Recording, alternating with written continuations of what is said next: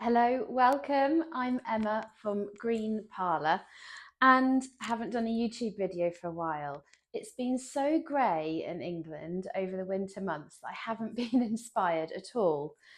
So I'm here, back, the sun is shining, and I wanted to do a little bowl arrangement for you today and show you how I do them.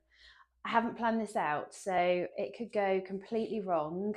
We are in the lap of the gods here. I've just selected a few flowers that we've had in this morning that I loved, and I just felt a bit inspired to put together this bowl arrangement for you. So we've got our mechanics in here. So we've got some chicken wire, a few pin frogs, and just taped down. So this is all foam free. This would be really easy for you to do at home, and all of these mechanics are reusable, so you can use them time and time again. First job, obviously, let's put some water in because we want our flowers to last as long as possible. And we've got loads of lovely bits and pieces here today. So we've got the viburnum, the Guelder rose as I call it, which is actually, well, I think it's up there with my favourites. We've got some hellebores. It's really kind of coming to the end of hellebore season, but these were so beautiful, I couldn't resist them. We've got some ranunculus here. Again, if you've watched any of my YouTube videos, these feature quite heavily. I'm a big ranunculus fan. We've also got some early lilacs, so this is just kind of coming through. We've got some anemones. Again, I've waxed lyrical about anemones previously. So we've got the anemones there. We've got a few roses as well, but I just thought I'd pop in just in case. It needs a kind of focal flower and some tulips. These are my favourite. They're called Columbus, which are like a double tulip. Hope you can see those. Really beautiful. We've also got some moss because I'm imagining this is going to feel quite spring-like, quite airy. It's not going to feel all tight and compact. And you'll notice, for a change, I haven't actually got any foliage with me on my bench at the moment. I might go and get some in a bit, but I wanted it to be a little bit fresher, a little bit looser, without that kind of constraint that foliage can sometimes make it feel a bit heavy. So we've got the Guelder rose here. I'm going to use that first. And actually this is really good because you can cut it into two pieces.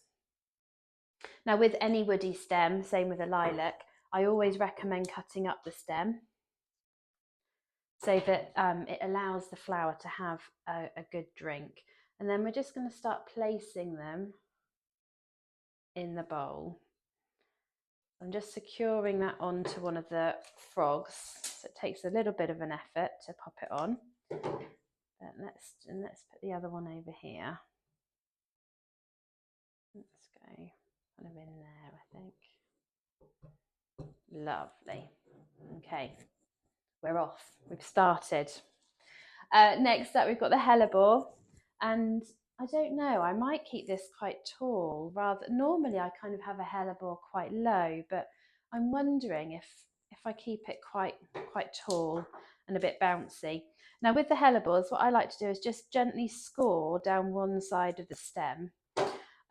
Because it just helps release kind of any air bubbles and things like that. I'm going to take that leaf off as well because that again makes it feel quite heavy. Let's just take that off there. And then we're going to pop this, I think around there. Let's just get it in the right place. Sometimes when you're doing these kind of arrangements with the pin frogs and the chicken wire, you just need to be a bit more selective with where you put things, because you need to make sure everything's kind of balanced. And I'd always also recommend just spinning your arrangement round so you can see where you're going to put the next flower. So another hellebore now, that leaf off again. I want it to feel really light, nice and light and spring-like. So I don't want any leaf foliage weight in there. And I'm going to try and get this so that it's kind of facing. I want that flower head to kind of face out a little bit. I'm just wiggling it through the chicken wire. This one's not going to go into the pin frog. It's just going to go onto the chicken wire there. Yeah, I quite like that there. And then I've got my third hellebore. And because I'm hopefully, doing an all-round arrangement, then I think we're going to end up putting, oh, I don't know, he looks quite nice here.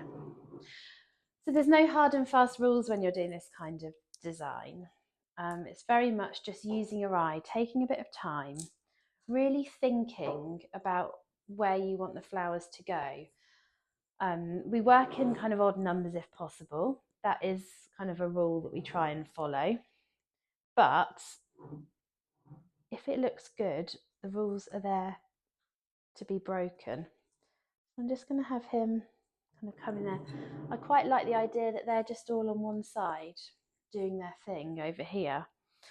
And it might be then that we balance it out with the anemones or something like that. But I just quite like the idea that they're just over there having a moment in the sunshine.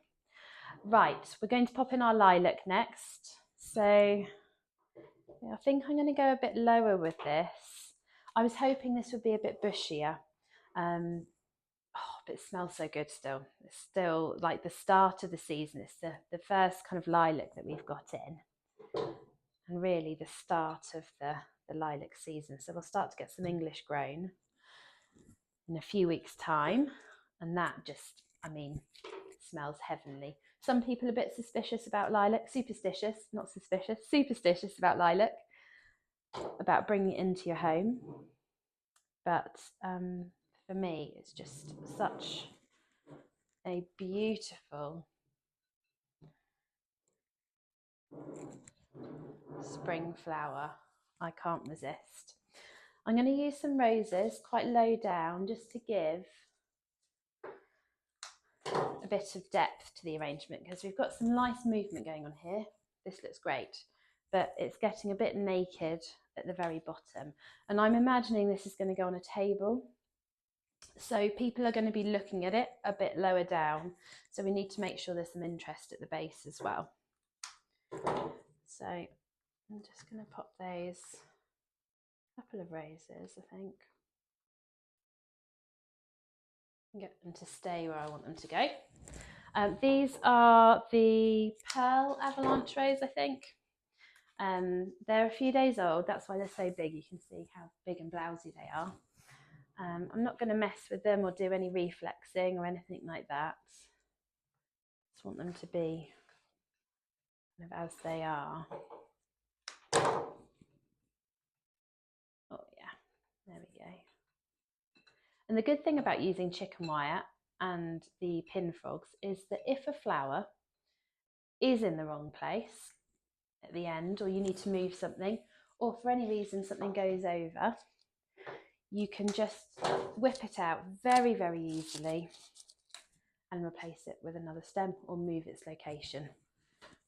Right, I think I'm going to go in there. We're kind of going a bit asymmetric today. I'm obviously in a bit of an asymmetric kind of mood. I'm going to just put our, I think we're going to end up moving one of these hellebores, but let's see how we get on.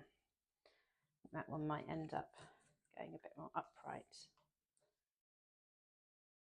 And that's what this design calls for. It's a bit of a timeout, a bit of a time to take a moment in your day and actually just really look at how the flowers are coming together. And you can see I'm moving around a lot, and that's so I can make sure that the arrangement is seen from all the angles that I want it to be seen from. Okay, so you can see how it's coming together. It's quite bouncy. Next, the ranunculus. Yes, my favourites. I'm actually kind of debating whether I put these in because they're so white, and this is a bit more kind of like burgundy, pinky, moody going on. But they're just such a fabulous flower that actually, you know what, let's go with the anemones first. They're a bit more tonal. We can always add the ranunculus in. We are going to use them, I'm pretty sure, because as I've said, they are my favourites. Right, I'm going to go in with the anemone. I'm going to keep it quite high on this one. And we want to attach it through into the pin frog, and we're just gently pushing it down. The chicken wire is helping just stabilise it. That's quite cute. And then it's all going a bit flat. It's all looking a bit flat here. So I want something that's going to come out and just pop a little bit more. And then one down the side. Okay, I think this is going to be front facing. I told you I didn't have a plan when I started this. It was going to be a bit of a wait and see what happens arrangement.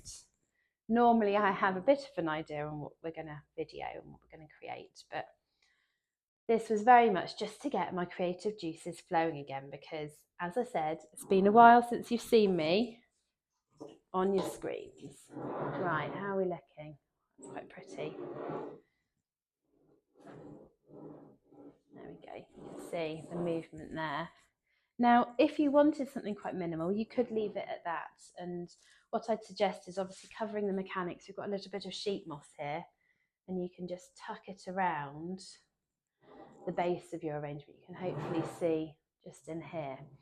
But I think I'm going to add a few more bits in. I'm not convinced about the position of this rose down here, this low one. So I might take him out and actually pop him around the back. And let's try and make this a little bit more all round. Right. I prefer that. I think that looks prettier. Right, let's go in with our ranunculus then. I'm just going to cut the length down a little bit. And I'm going to, because I'm now trying to make it a bit more all round. As I said, we've gone a bit flat and front facing for a while. Let's pop him. Oh, that's so pretty. There. Oh my goodness. I told you ranunculus, my favourite. And we're going to pop some clematis in as well. And actually, I'm going to use this leaf bit as well. So I'm just going to cut it in half there, because it will be quite nice just to have a moment, a leafy moment. But I don't want to overleaf. It is very easy to overleaf in an arrangement like this. And then I think one more ranunculus. And it's coming through here. Maybe that goes in a little bit lower. And you can see I'm adjusting as we go. Just adjusting things and making sure things are sitting exactly as I want them to.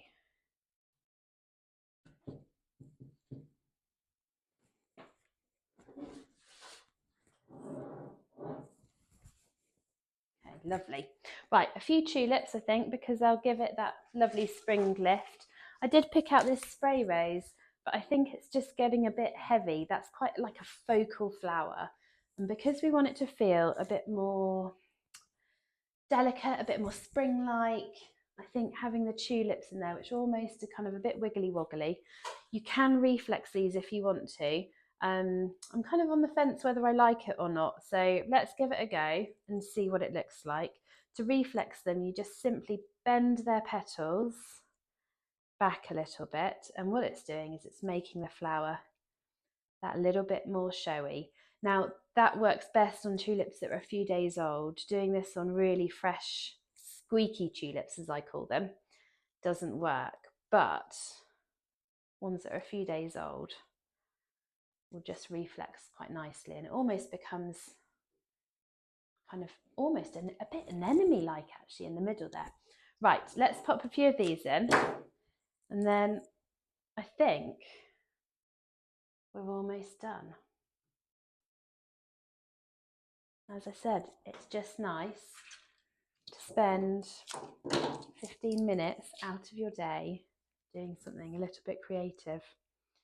And whilst I do creative flowers every day, actually just doing something without a brief, without a set plan, is always really fun and really challenging.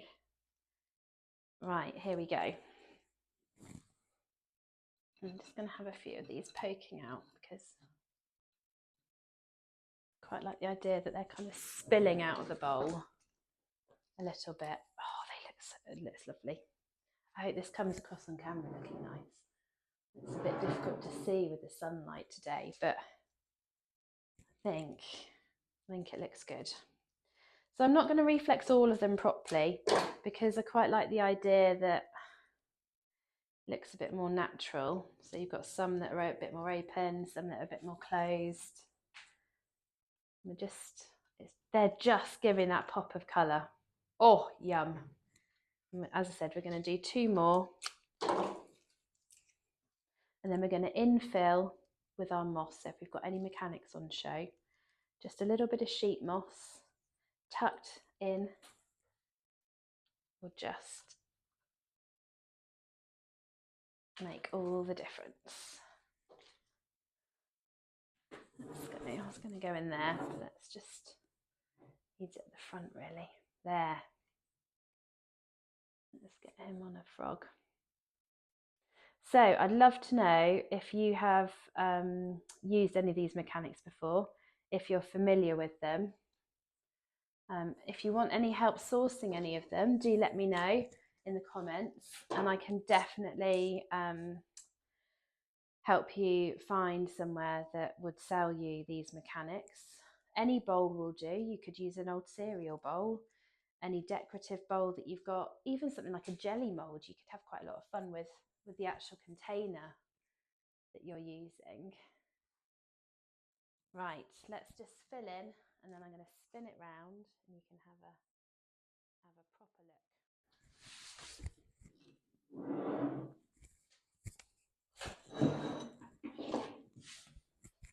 And there we have it, our lovely spring inspired bowl arrangement in today's sunshine.